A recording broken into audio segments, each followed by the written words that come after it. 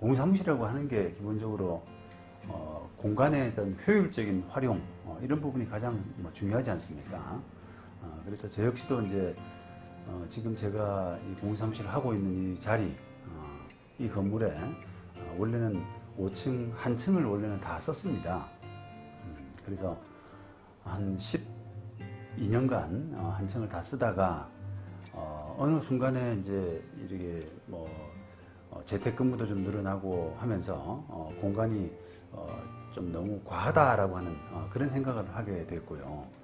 그러면서 이제 그 한 층의 절반을 딱 잘라서 나머지 절반을 이제 쓰게 되는 그런 그 구조조정을 이제 하게 됐는데, 그게 이제 지금부터 한 2년 전이죠.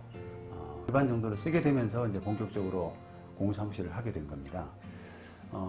이제 제가 전층을 썼을 때 한 층 자체가 한 120평 정도가 되는 공간이었는데, 그때만 하더라도 이제 우리가 공간을 좀 넓게 쓰고 하는 그런 부분에 별로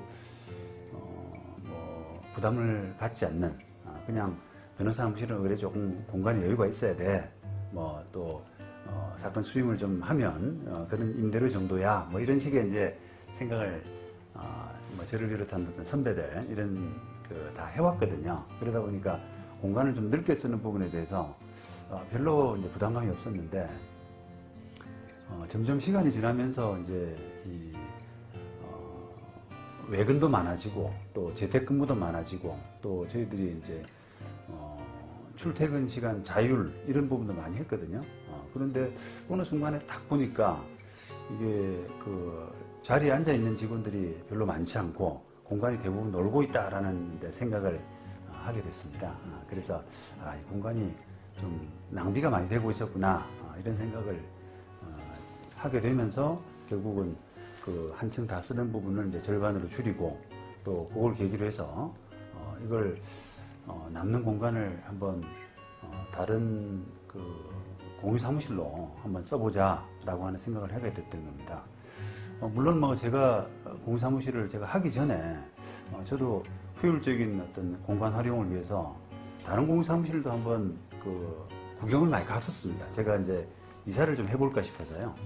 그런데 원래 공간의 효율을 꾀하면서 좀 그 비용을 줄이는 그런 부분이 뒷받침이 돼야 되는데, 제가 쓰고 있는 사무실하고 비교를 할 때 이게 공간을 줄이더라도 그 공유 사무실 비용이 만만치가 않아서 차라리 그냥 공유 사무실을 자체를 내가 여기를 쓰면서 그냥 공유 사무실을 하는 것이 좋겠다라는 생각을 했습니다.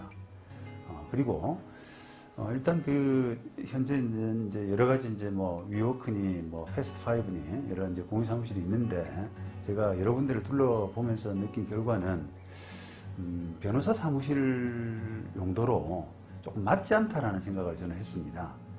왜냐하면은 이제 변호사 사무실의 영업 공간이라고 하는 것은 결국은 수임을 잘 하기 위한 그런 공간이 되어야 될 텐데, 제가 돌아다녀 본 그런 공유 사무실들은 약간 그게 이제 스타트업, 젊은 사람들의 사업을 처음 시작하는 그런 사람들의 공간이다 보니까 너무 이렇게 경쾌하다 그러나요?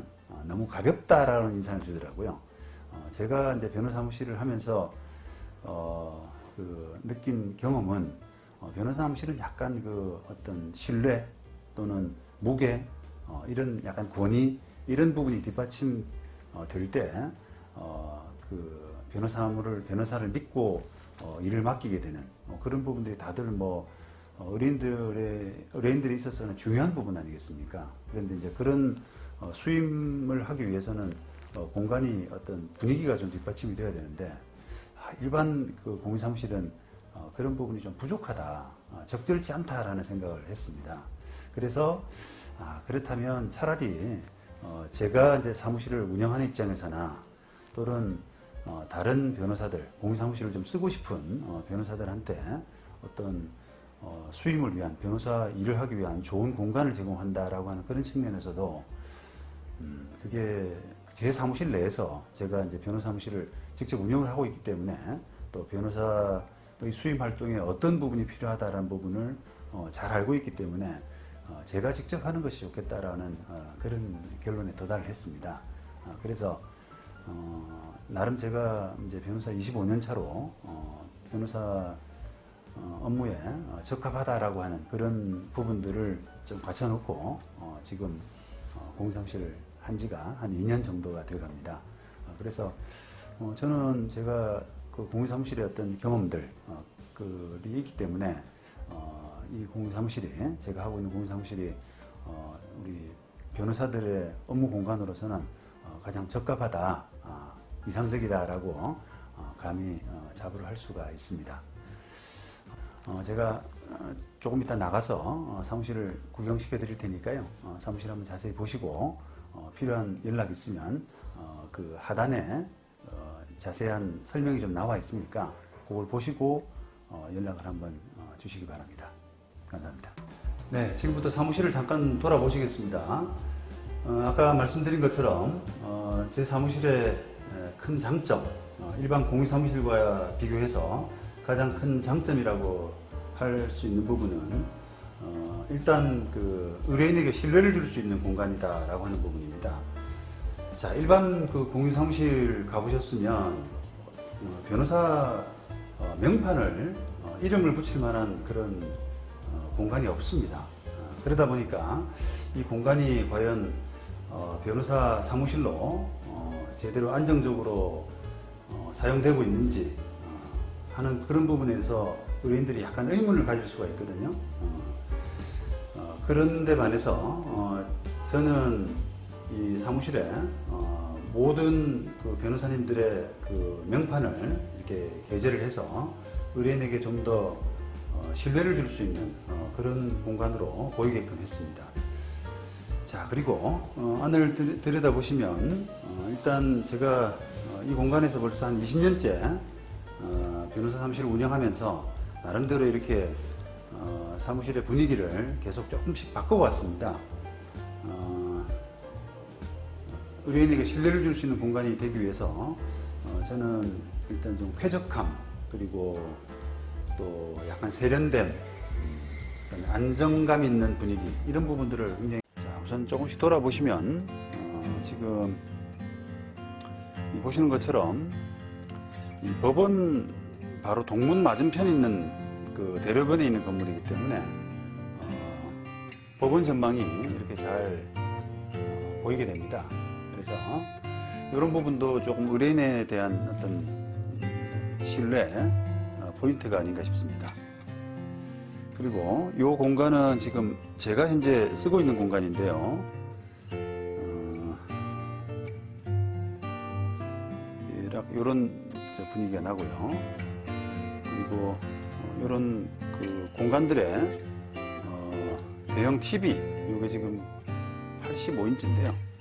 대형 TV를 비치를 해서 의뢰인하고 그 회의할 때 자료를 공유할 수 있도록 하는 그런 시스템을. 자, 그 다음에 요 옆방은 이제 그 회의실, 이제 저희들 사무실의 제일 큰 회의실인데요.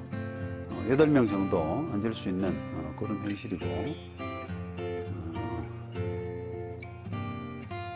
역시 마찬가지로 대형 TV가 연결돼서 회의를 할 수 있는 그런 여건이 갖춰져 있습니다. 잠깐 이렇게 회의 전후로 변호사님이 쉬실 수 있는 그런 공간도 마련되어 있습니다. 자, 그 다음에 그 옆부분도 이제 변호사님 사무 공간이고요. 그 다음에 마찬가지로 그 사무 공간입니다. 그 다음에 이렇게 대형 TV가 같이 비치되어 있습니다. 10년 이상 숙련된 직원들을 많이 데리고 있고, 이런 직원들 도움을 받으시게 되면은 아무래도 이제 직원들을 직접 양성하고 가르치고 하는 그런 부담도 조금 자유로울 수가 있습니다. 그리고 이제 변호사 전용 공유 사무실이라고 하는 그런 특징 때문에 여러분들이 다른 변호사님과 업무적인 어떤 시너지, 일을 같이 배우고 함께 좀 공유하고 토론하고 하는 그런 분위기가 사무실이 되어 있기 때문에 아무래도 그런 부분에서도 일반 공유 사무실보다는 훨씬 유리할 거라고 생각을 합니다.